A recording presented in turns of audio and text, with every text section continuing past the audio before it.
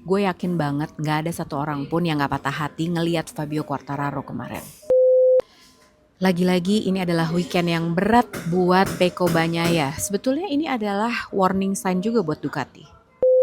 Soalnya guys, kalau punya rider sekelas Marc Marquez, ini bisa aja membuat Ducati terjebak di comfort zone.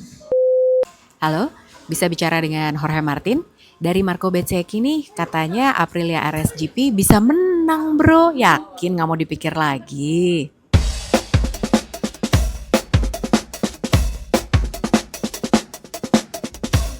Hai, selamat datang di Pedok Talk. Hari ini memang sedikit berbeda tampilannya. Kenapa? Karena, geng, aku tuh harus meeting pagi ini. Ini adalah Senin pagi, dan seperti biasa, karena memang aku janji sama kalian, konten naik hari Senin jam 7. Jadi dimanapun aku berada, aku bikin konten buat kalian tuh. Sesayang itu aku sama subscribersnya Pedok Talk. Tapi udah subscribe kan? Kalau belum, silakan diklik tombol subscribe-nya, dan dinyalain notifikasinya karena Pedok Talk hadir setiap hari Senin jam 7 malam. Tapi kalau race weekend hadirnya 2 kali. Jadi hari Minggu udah naik buat nge-review tentang sprintnya. Episodenya udah keluar ya, yang ini. Terus kalau hari Senin akan keluar episode untuk nge-review race-nya. Nah hari ini kita akan nge-review race yang berlangsung di Silverstone kemarin. Sebelum kalian tanya, kenapa mikrofonnya nggak ditempel aja? Ini tuh gue lagi berada di luar ruangan ya. Jadi, gue nggak bisa ngomong keras-keras karena ntar ganggu yang lain juga. Nah, kalau gue deketin kayak gini, dengan suara gue yang lebih rendah, dengan lebih pelan kayak gini, masih kedengeran. Karena ini tuh gue lagi di tempat umum, jadi gue nggak mau ganggu orang lain juga gitu. Nggak apa-apa ya. Nah, kita akan langsung mulai. Jadi supaya gampang nih, gue akan bikin pembahasan tentang race di British GP ini bener-bener berdasarkan poin-poinnya, sama nanti akan aku kasih analisanya, oke? Nah, aku akan jawab yang pertama. Ini yang paling banyak ditanya sama orang. Kenapa Alex Marquez bisa crash? Jadi waktu race baru dimulai, itu Alex Marquez baru masuk ke tikungan 1, dia udah crash. Yang terjadi pada Alex Marquez adalah dia itu sebetulnya ada masalah juga dengan whole shot device. Jadi kalau kalian tahu, whole shot device ini adalah alat yang digunakan pada saat start. Jadi motor itu akan rendah di bagian depannya untuk menghindari wheelie dan memberikan akselerasi yang lebih baik pada saat melakukan start. Nah, jadi whole shot device-nya itu kalau pengen di nonaktifkan, di disengage, itu kan harus dilakukan pengereman yang keras. Nah, jadi Alex Marquez keras banget melakukan pengeremannya pas masuk ke tikungan 1.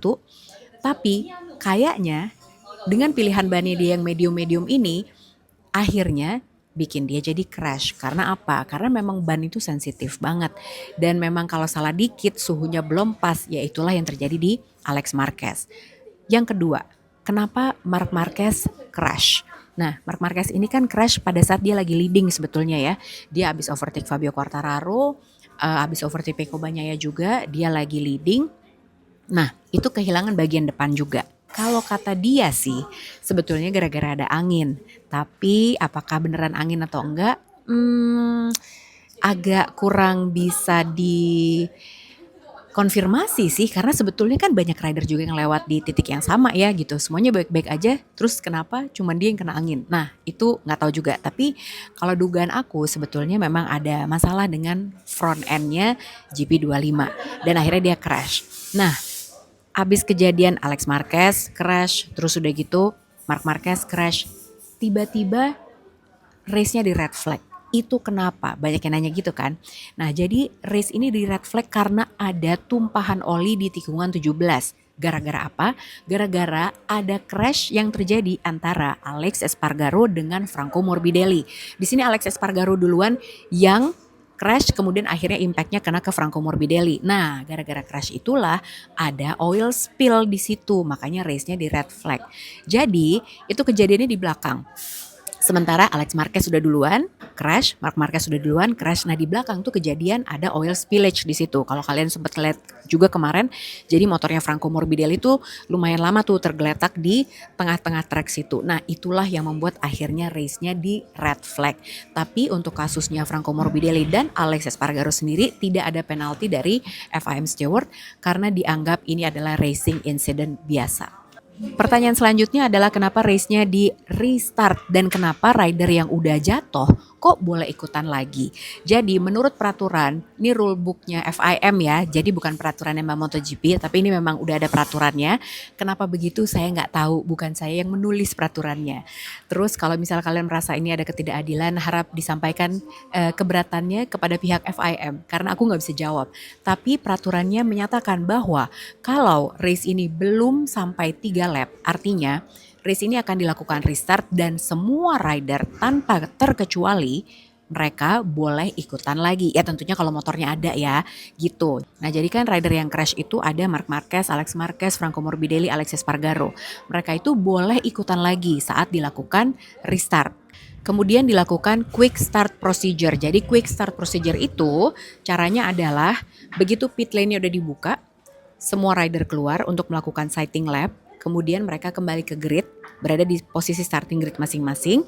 Jadi ini tuh startnya diulang, tapi mereka berada di original starting grid ya, posisi grid awal banget. Jadi bukan pada saat terakhir race sebelum di red flag, bukan. Nah kemudian begitu mereka masuk lagi ke starting grid dengan posisi semula, di situ cuma boleh ada satu mekanik yang memastikan bahwa motornya baik-baik aja.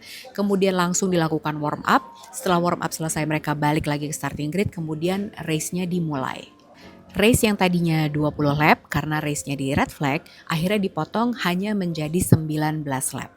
Kemudian pertanyaan selanjutnya adalah kenapa Pecco Bagnaia bisa crash. Nah, Pecco ini crash di lap keempat di tikungan 9. Jadi, untuk memberikan konteks ya, kalian tuh juga kalau lihat waktu di warm up pas paginya, Pecco ini sempat hampir low side juga. Biasa, dia masih belum dapat juga front end feel-nya. Dan di situ di warm up, itu kelihatan banget dia sangat amat frustrasi sama kondisi yang dia alami dengan GP25. Jadi kayak dia udah, ini gue mesti ngapain lagi sih gitu kan. Karena udah bener-bener gak ada solusi, dibalikin ke setup 2024 udah, semuanya udah dilakuin. Dia udah menyesuaikan riding style udah, tapi emang belum ketemu. Dan sejujurnya seperti yang aku bilang di episode yang ngebahas sprint kemarin, Silverstone ini memang membuat Ducati itu kewalahan. Ducati ini kesulitan di sirkuit ini. Hal yang menarik adalah, jadi gini, Pecco tuh kemarin bilang waktu di media debrief, sebetulnya gue udah lumayan dapet nih gitu. Feel-nya, gripnya juga oke. Tapi di saat race-nya di restart, dia harus masuk lagi ke box. Kemudian dia pakai ban yang meskipun sama, dia pakai medium-medium ya kalau nggak salah. Kemudian begitu dipakai dengan ban yang lain, meskipun sama, medium juga. Tapi dia tuh kehilangan gripnya. Terus tiba-tiba kayak jadi berantakan semua gitu. Beda sama waktu di race yang pertama kali sebelum sesinya di red flag. Kenapa bisa kayak gitu? Karena memang yang namanya ban itu guys, yang dipakai yang paling bagus itu adalah yang pertama. Karena apa? Suhunya udah oke, udah semuanya sempurna deh. Nah kalau race itu di restart sebetulnya ban itu bisa aja benar-benar turun suhunya berubah dan akhirnya memang semuanya jadi kacau. Semuanya tuh kayak apa ya, kayak harus disetting ulang dan emang itu sulit sekali. Nah, bukan hanya Pecco Bagnaia yang mengalami hal ini, tapi juga Alex Marquez juga mengeluhkan hal yang sama karena dia bilang performanya ini tidak sebagus pada saat waktu pertama kali banget feel bannya nih. Padahal dia waktu yang pertama kali kan udah keburu crash duluan ya begitu masuk ke tikungan 1, tapi itu aja dia bilang, tapi ini beda banget. Nah, jadi memang serumit itu dampaknya jika dilakukan restart untuk race. Jadi di sini yang aku bisa bilang ke kalian adalah Pecco ini benar-benar kesulitan dengan front end-nya GP25. Sampai Silverstone nih masih kesulitan juga. Dan sebetulnya apakah Marquez baik-baik saja? Aku selalu bilang sama kalian ya udah beberapa kali, tidak, Marquez tidak baik-baik saja. Dia juga bahkan kalau kalian lihat dari hari Jumat kesulitan juga, hari Sabtu juga kesulitan. Tapi ini adalah seorang Marc Marquez di mana talentnya dia bisa saja menyamarkan apa yang selama ini menjadi masalah dari Ducati GP25. Jadi tadi di awal aku bilang, memang punya rider sekelas Marc Marquez dengan talenta yang seluar biasa itu, dengan pengalamannya yang luar biasa, diuji dengan bertarung sama rider-rider kelas dunia kayak Valentino Rossi, Dani Pedrosa, Jorge Lorenzo, Casey Stoner. Ini tuh bisa menjadi sebuah jebakan dalam tanda kutip di mana Ducati kayak ngerasa baik-baik aja, mungkin emang Pecco-nya aja kali dengan sangat mudah memang seperti itu keadaannya kalau dilihat. Padahal sebetulnya dengan Marc Marquez juga struggling di Silverstone, atau mungkin ini hanya di Silverstone aja, aku juga nggak tahu ya. Tapi memang hmm, ada yang kurang sempurna dari pengembangan Ducati GP25, dan ini harusnya memang dijadikan catatan untuk Ducati bahwa untuk melihat lagi sebetulnya apa sih yang jadi masalah, karena udah kelihatan kok, udah kebukti banget kok GP24 ini memang justru lebih bagus performanya, terutama dalam sisi front end feel-nya dibandingkan dengan GP25. Jadi harusnya ini beneran dipikirin sama Ducati, jadi jangan karena ada Marc Marquez terus jadi ngerasa semua baik-baik aja, karena kayaknya emang nggak baik-baik aja deh. Sekarang mari kita berbicara tentang Fabio Quartararo. Aduh, ini emang mau fansnya Yamaha atau bukan fansnya Yamaha, mau bukan fansnya Fabio Quartararo pun atau apalagi fansnya, itu pasti patah hati banget ngelihatnya. Karena kemarin Fabio Quartararo di start yang pertama itu bagus. Begitu di restart, startnya juga bagus banget. Bahkan jauh lebih bagus daripada waktu dia di sprint kemarin. Dan dia leading dengan sangat meyakinkan dari 1,5 detik, 2 detik, 3 bahkan sampai 5 detik, sampai kemudian akhirnya isu itu terjadi. Isu ini terjadi gara-gara rear right height device. Nah, jadi ini tuh aduh nyesek banget sih, karena gini, Fabio Quartararo tuh udah bener banget tuh milih strateginya dengan memilih ban soft medium. Udah bener banget. Terus dari hari Jumat bagus, hari Sabtu bagus, hari Minggu juga bagus banget. Tapi ya itu ya, isunya adalah ketidakberuntungan gara-gara isu rear right height device. Jadi guys, ini terjadi di lap ke-12 dari 19 lap yang ada. Jadi kayak udah tinggal di depan mata banget gitu ya. Nah, right height device di bagian belakangnya ini tadinya aku pikir macet, tapi ternyata memang bukan hanya sekedar macet, tapi katanya memang ada semacam leakage di situ.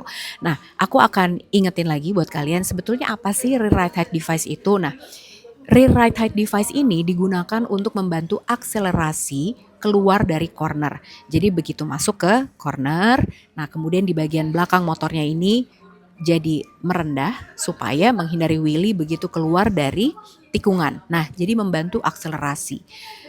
Tapi memang ini udah banyak makan korban juga sih dalam tanda kutip gitu ya. Jadi banyak rider-rider yang akhirnya macet. Nah, sebetulnya cara untuk disengage-nya gimana sih supaya motornya bisa balik lagi naik gitu kan.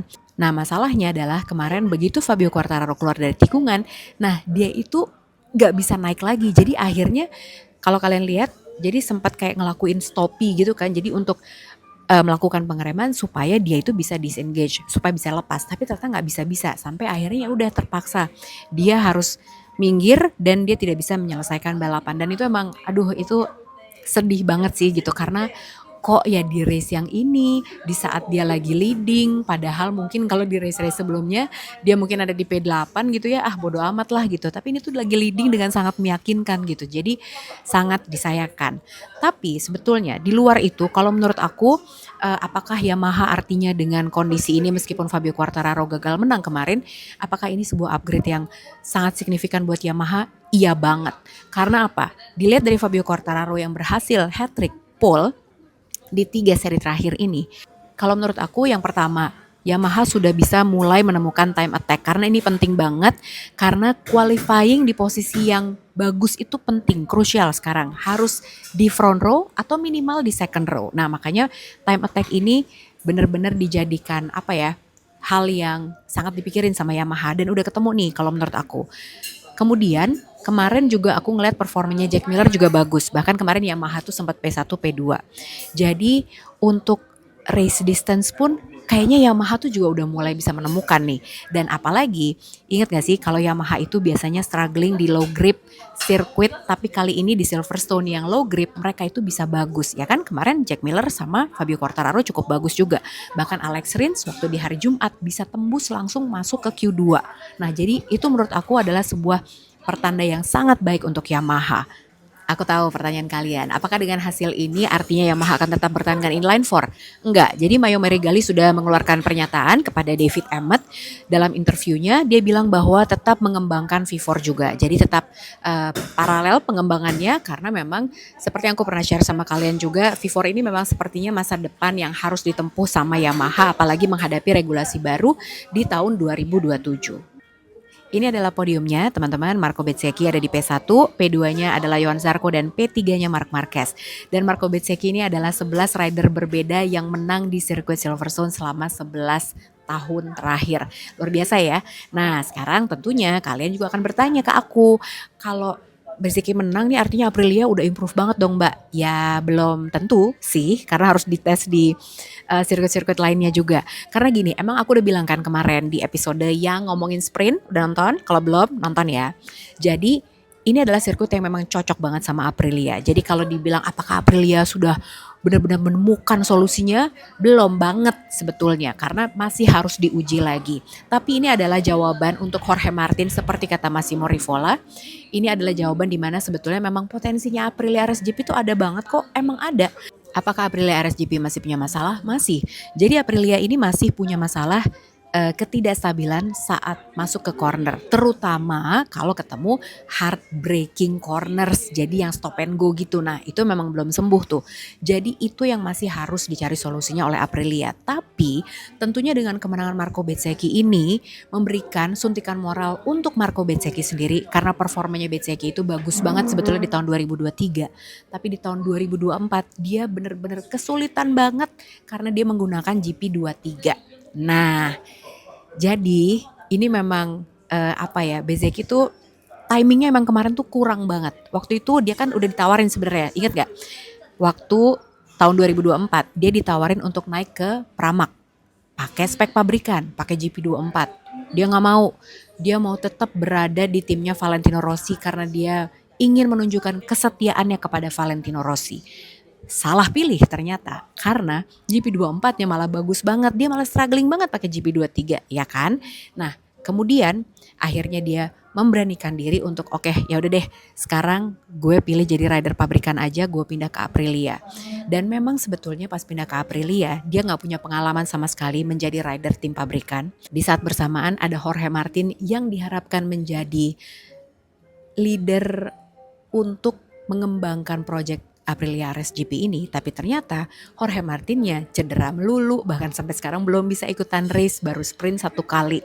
Nah, akhirnya mau gak mau Marco Bezzecchi tuh jadi punya tanggung jawab lebih untuk mengambil posisi sebagai leader, ya kan? Karena kayak waktu gue ingat banget, waktu gue ke Sepang, waktu ngeliput pre-season test, dan Jorge Martin udah gak ada kan waktu itu ya, dia udah pulang untuk segera dilakukan treatment.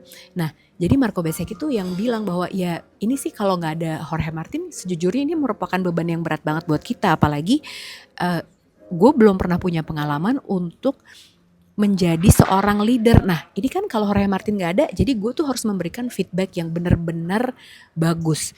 Karena kalau nggak, mekaniknya juga nggak akan bisa melakukan apa-apa. Jadi semua itu bergantung pada gue. Nah, jadi gini, teman-teman subscriber, kalian juga harus ingat ya bahwa aku dalam kasusnya Jorge Martin dan Aprilia ini aku sangat berpihak kepada Aprilia. Kenapa? Karena memang kita nggak tahu apa yang terjadi di belakang layar. Kita juga belum mendengarkan respon dari Jorge Martin sendiri. Tapi sebetulnya kalau dilihat dari sisi Aprilianya, Aprilia ini adalah tim kecil. Mereka tuh nggak punya uang sebanyak itu juga. Mereka nggak ada title sponsor juga. Nah, untuk mendatangkan seorang Jorge Martin ke Aprilia dari Pramac waktu itu, mereka mengeluarkan uang yang cukup besar. Bahkan tadinya tidak sebesar itu, tapi karena Massimo Rivola melihat ada lampu hijau dari Jorge Martin, waktu itu kan di Mugello ya, jadi pas udah dapat konfirmasi, Ducati muter balik langsung pilih Marc Marquez, makanya Jorge Martin available, tapi dia minta uangnya lumayan besar tuh. Sampai akhirnya Massimo Rivola tuh telepon ke bos-bosnya Aprilia, nih Jorge Martin mau nih, jadi gimana? Sediain budget lebih, mau nggak? Mau mereka.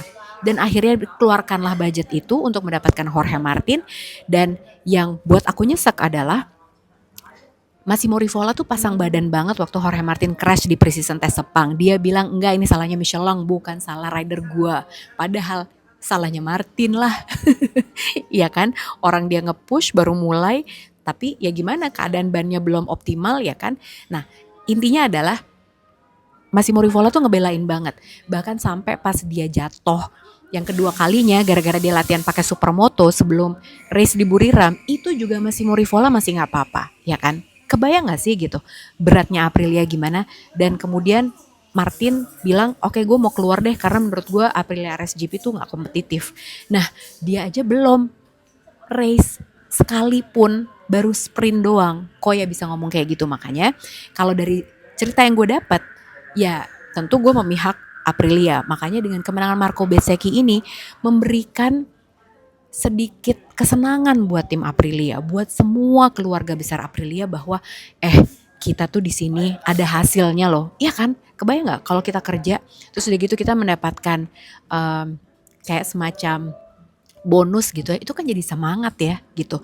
Tapi kalau misalnya kita udah kerja capek terus udah gitu tiba-tiba ada satu orang di tim kita yang aku ya nggak percaya deh sama project ini, kesel banget nggak sih ya kan. Makanya kemenangan Marco Bezzecchi ini penting untuk Marco Bezzecchi sendiri karena terakhir kali kemenangannya dia itu adalah di Indian GP tahun 2023 terakhir kali.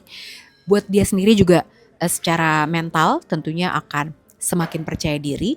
Sementara untuk tim Aprilia juga ya udahlah, kita pokoknya yakin dengan project ini, kalaupun sampai Jorge Martin tidak mau bertahan di sini, ya udah masih ada yang lain. Mungkin Enea Bastianini bisa diambil, ya nggak sih? Udah nggak happy banget tuh dia di KTM. Makanya kemarin Massimo Rivola juga langsung ngomong gitu kan, ini adalah jawaban untuk Jorge Martin bahwa motor kita tuh bisa menang. Gitu Martin. Halo Jorge Martin, apakah kamu ada di situ? Tapi tenang, dia nge-repost kok reelsnya Aprilia sama MotoGP. Katanya selamat buat Marco Bezzecchi dan juga buat Aprilia. Ya bes kali deh enggak. Kemudian kita membahas tentang Johan Zarco. Ingat kemarin waktu di sprint aku ngomongin apa? Aku bilang 2 rider yang harus kita bahas adalah, ingat gak aku ngomong gitu? Nih, aku pasang lagi buat kalian. 2 rider yang harus banget kita omongin adalah satu Marco Bezzecchi, karena Marco Bezzecchi ini karena memang sirkuit Silverstone ini cocok banget sama Aprilia RSGP. Jadi Marco Bezzecchi itu betul-betul punya pace yang makin dekat finish, malah makin bagus. Nah makanya gue penasaran juga untuk ngelihat apa yang bisa dilakukan sama Marco Bezzecchi di race hari Minggu ini. Satu rider lagi yang harus kita omongin adalah Johan Zarco. Kenapa aku bisa kompetitif? Karena aku bisa memanage tractionnya dengan lebih baik. Jadi karena emang Johan Zarco ini bagus banget. Dan kalian lihat kemarin bannya Johan Zarco itu sebenarnya udah habis juga. Tapi dia memang benar-benar bisa memanage ban dengan baik. Dia itu bisa memanage tractionnya dengan baik. Nggak tahu gimana caranya. Dan kalau kemarin tuh sempat ada media yang nanya kan ke Johan Zarco, ini kan lo bagus banget ya di antara semua rider Honda, bahkan dibanding sama rider yang pabrikan, Luca Marini sama Joan Mir, itu lo malah lebih bagus loh. Dan emang lo gak ngalamin isu chatter? Karena kan Mir bilang ini chatternya parah banget nih Honda. Terus Johan Zarco bilang ada chatter, tapi gue punya caranya. Dia bilang gitu. Nah, lo gak bilang gimana cara buat handle-nya? Terus gimana caranya lo buat conserve ban itu gimana? Terus dia bilang, ada datanya di telemetri, boleh dilihat. Tapi kalau caranya gimana, gue gak mau bilang. Jadi gini loh guys, kalau kita ngomongin soal telemetri ya, benar data itu bisa dibaca. Tapi ya udah itu kan hanya tinggal grafik aja ya, tinggal data telemetri aja. Gimana caranya si rider itu bisa mencapai telemetri itu? Nah itu ada caranya. Dan caranya itu biasanya ridernya juga ngomong-ngomong. Tapi kalau baca telemetrinya boleh. Jadi buka-bukaan data itu bukan segitu gampangnya juga. Karena bagaimana seorang rider bisa mencapai data yang bisa dilihat itu, caranya gimana, itu harus dapat penjelasan dari ridernya sendiri. Nah biasanya kalau rider juga gak mau bocorin rahasia dapurnya dia gitu. Tapi ini luar biasa sih buat Johan Zarco yang bisa menang kemarin di Lemang dan sekarang juga ada di P2, menandakan apa? Menandakan Honda tuh memang ada improvement. Memang hampir sama kayak Fabio Quartararo dengan Yamaha ya. Kayaknya tuh cuman baru satu rider ini aja yang menunjukkan performa yang luar biasa. Tapi memang yang lain tuh menunjukkan ada perkembangan juga kok. Memang ada rider-rider yang memang lebih eksepsional kalau menurut aku. Tapi ini menunjukkan bahwa Honda dan Yamaha benar-benar sudah berada di jalur yang tepat. Yang belum adalah KTM. Masih kebingungan. Malah kemarin Pedro Acosta bilang, aduh ayo dong KTM. Mari kita membuat langkah seperti Yamaha. Karena ini kayaknya kita udah butuh deh. Nah kita harus ngomongin tentang Marc Marquez juga. Yang kemarin sebetulnya bisa dibilang performanya tidak seperti yang dia harapkan. Karena ya semua orang karena ngelihat performanya Marc Marquez dari awal musim sampai di seri ke-6 kemarin gitu ya di Lemang, itu kan aduh kayaknya bagus banget, jadi udah favorite banget lah gitu, udah pasti dijagoin buat menang.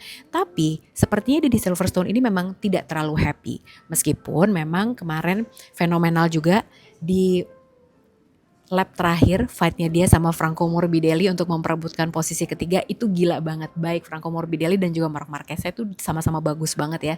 Dan Franco Morbidelli juga mungkin punya motivasi lebih karena ini adalah GP ke-200-nya dia, tapi ya yang dilawan Marc Marquez ya, jadi sulit. Nah tapi gini, sebetulnya catatan buat seorang Marc Marquez adalah kelihatan banget sebetulnya di Silverstone ini dia tidak happy. Dia gak bener-bener dia gak bener-bener jadi satu dengan motornya juga. Dia banyak menemukan masalah dan kalian kelihatan deh pokoknya dari ekspresi mukanya tuh dia gak serileks biasanya ya kan. Dia tuh kayak banyak banget yang dipikirin. Nah sebetulnya kalau di sini menurut aku catatannya adalah bukan hanya untuk Marc Marquez ya, tapi untuk Ducati secara keseluruhan. Karena di sini aku lihat, aku nggak tahu ya apakah ini spesifik untuk di Silverstone aja. Aku harus lihat lagi nanti mungkin buat di Aragon. Tapi ini adalah yang pertama kalinya aku ngelihat Ducati kesulitan di sini. Dan sepertinya kita bisa menyimpulkan bahwa pengembangan GP25 ini benar-benar tidak sempurna. Memang tidak sebaik dan tidak sematang pengembangan yang dilakukan untuk GP24. Ini adalah klasemen sementara, Marc Marquez masih memimpin dengan sangat meyakinkan. Nambah poin lagi guys, jadi sekarang ada di nomor 1 dengan 196 poin, Alex Marquez di posisi kedua, selisihnya adalah 24 poin dengan Marc Marquez. Posisi ketiga Pecco Bagnaia, 72 poin selisihnya dengan Marc Marquez. P4-nya Franco Morbidelli, 5 Johan Zarco, 6 Fabio Di Giannantonio, 7 Marco Bezzecchi, 8 Fabio Quartararo, 9 Pedro Acosta, 10 Fermin Aldeguer. Nah, terus ada juga rider-rider yang kena tire pressure penalty kemarin. Jadi ada 4 rider guys, ada Luca Marini, Enea Bastianini, Savadori dan juga Chantra masing-masing mendapatkan 16 second time penalty setelah race-nya selesai. Kalau aku bisa ngobrol sama Pecco Bagnaia, aku akan bilang bahwa Pecco ini adalah saat yang baik untuk menjadi rider yang berbeda.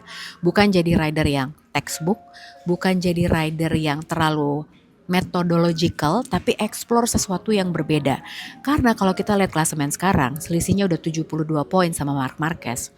Bisa dibilang kemungkinan Pecco Bagnaia menjadi juara dunia tahun ini udah kecil banget.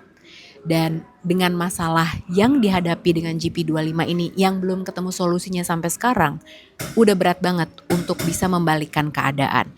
Ini beda banget loh sama Pecco Bagnaia waktu fight sama Fabio Quartararo di tahun 2022. Ini beda banget dan menurut aku ya ini saatnya Pecco untuk mengeksplor, siapa tahu dia memang punya potensi lain. Jadi bukan hanya rider yang textbook aja gitu. Nekat aja udah sekarang. Habis mau gimana caranya ya kan? Kalau pengen mendapatkan hasil yang berbeda mungkin memang harus mencoba cara yang berbeda. Terima kasih banyak teman-teman yang udah nonton Pedok Talk hari ini. Jangan lupa kalau udah nonton dicek dulu udah subscribe belum. Kalau belum subscribe silakan diklik tombol subscribe-nya, di like, komen dan juga di share konten ini ke teman-teman yang lain supaya makin banyak yang nonton Pedok Talk. Dan kalau pengen jadi members ada, bisa.